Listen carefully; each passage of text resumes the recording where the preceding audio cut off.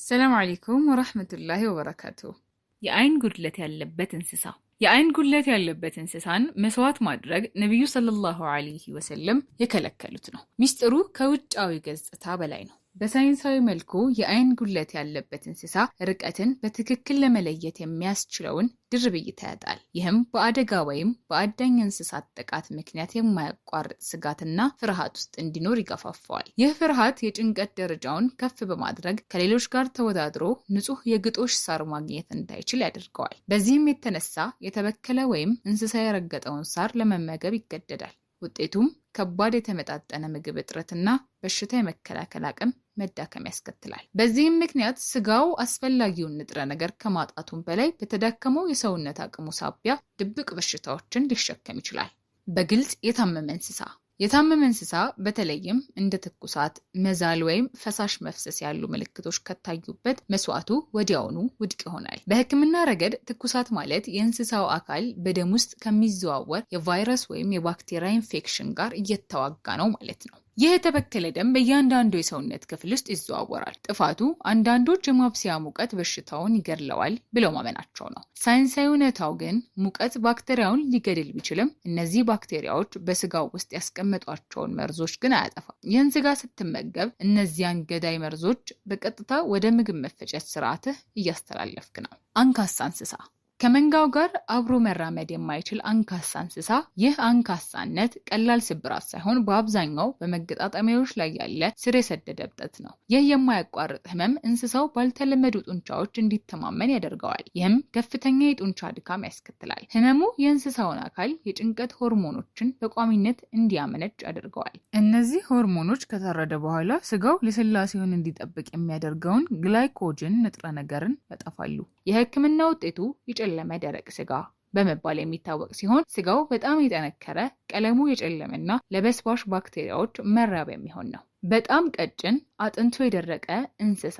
በአጥንቱ ውስጥ ያለው ቅልጥም የደረቀ በጣም ቀጭን እንስሳ ኢስላም ጥንካሬንና የተሟላ አካላዊ ሁኔታን ስለሚፈልግ ተቀባይነት የለውም። በባዮሎጂ ደረጃ በአጥንት ውስጥ ያለው ቅልጥም የመጨረሻው የተጠራቀመ የሰውነት ክምችት ነው። ቅልጥሙ ደረቀ ማለት እንስሳው በህይወት ለመቆየት የነበረውን ስብና ፕሮቲን በሙሉ ተጠቅሟል ማለት። እዚህ ጋር የምትመገበው ስጋ ሳይሆን የደከሙና የሞቱ ህብረ ህዋሳትን ነው። ስጋው ምንም አይነት የተመጣጠነ ንጥረ ነገር የሌለውና ለሰው ልጅ ሆድ ከፍተኛ ድካም የሚሰጥ ነው። ከዒድ ሶላት በፊት ማረድ። አምስተኛው ስህተት በፍጥነት ከዒድ ሶላት በፊት ማረድ ነው። ከሶላት በፊት ያረደ ሰው መስዋዕቱ ሙሉ በሙሉ ውድቅ ነው። ለቤተሰቡ እንደቀረበ ኖርማል ስጋ ብቻ ይቆጠራል። ጥብቅ የሆነው የሸሪዓ ጊዜ ከፍተኛ የሆነ ስለንቦናዊና ማህበራዊ ጥበብ አለው።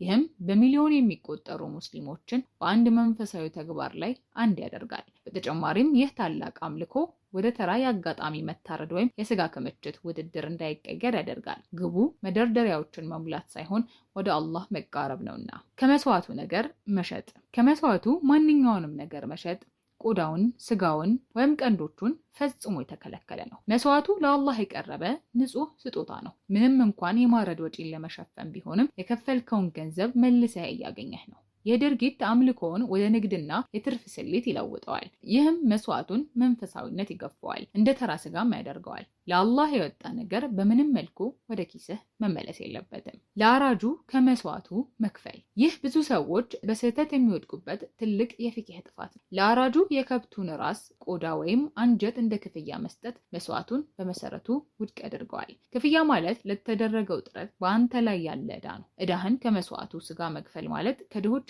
ከምስኪኖች ድርሻ እየቀነስክ የራስህን ገንዘብ እየቆጠብክ ነው ማለት ነው። ክፍያው ከስጋው ሙሉ ለሙሉ ተለይቶ በገንዘብ መሆን አለበት። እንደ ሰደቃ ወይም ስጦታ መስጠት ይቻላል፣ ግን አራጁ መጀመሪያ ሙሉ ክፍያውን በገንዘብ ማግኘት አለበት። ቢላውን ለእንስሳው ማሳየት። ነብዩ ሰለላሁ ዐለይሂ ወሰለም እርድን እንድናሳምርና ቢላዋን እንድንደብቅ አዘውናል። አንድን እንስሳ ሌላው እያየ ማረድ አይገባም። በሳይንሳዊ መልኩ እንስሳው ቢላውን ካየ ወይም የደም ጠረን ካሸተተ ከፍተኛ ፍርሃት ውስጥ ይገባል። ይህ ድንጋጤ የእጢዎች ሆርሞን በከፍተኛ መጠን ወደ ደም ውስጥ እንዲለቀቅ ያደርጋል። ይህ ሆርሞን የደም ስሮችን በማጥበብ የቆሸሸውን ደም በጡንቻዎች ውስጥ እንዲቀር ያደርገዋል። ፍርሃቱም የግላይኮጅንን መቃጠልና የላክቲክ አሲድ መከማቸትን ያስከትላል። ውጤቱም በቆሸሸ ደም የተሞላ ጠንካራ፣ የጠቆረና በፍጥነት ለበስባሽነት የተጋለጠ ስጋ ነው። የሸሪዓ ዕድሜ ያልሞላውን እንስሳ ማረድ። ኢስላም ለእርድ የሚሆኑ እንስሳት ትክክለኛ ዕድሜ ያስቀምጧል። ለበግ 6 ወር፣